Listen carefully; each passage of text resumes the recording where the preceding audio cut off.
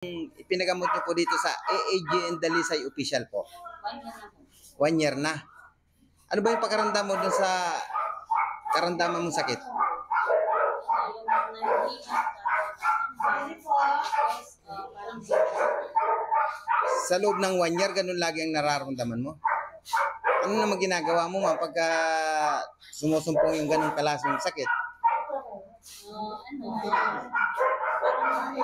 parang marami na isip ko. Kung ano-ano yung pumapasok sa isipan mo. Pero ang totoo mo talagang sakit ay may kumukulang sa'yo.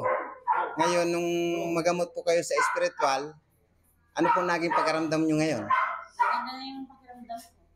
Nai-adjust. Tapos, in-adjust pa yung sa hips, saka yung sa vertigo mo.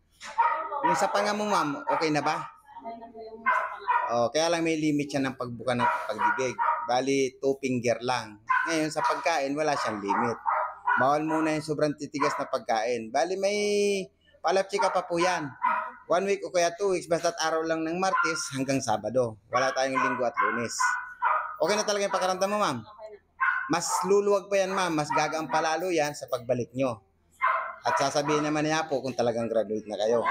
Pero sa pagbalik nyo po, kayo na pong bahala. Makikita nyo po ang mas laki pang improvement niyan, yung pagkakaiba. Dahil kayo po ang may physical na katawan, mararamdaman nyo po yun. Ngayon, kung ginhawa na yung naramdaman nyo, maginhawa na, mas lalong mas maginhawa yan sa pangalawa. Ma'am, salamat po ma'am sa inyong pagtitiwala. Sino ano sa inyo dito? Nagrekomenda? Si Mr. Brian Ocampo.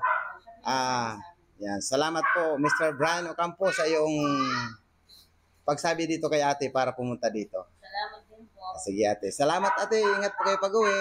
Salamat po. Bye-bye. Bye-bye. Bye-bye. Bye-bye po.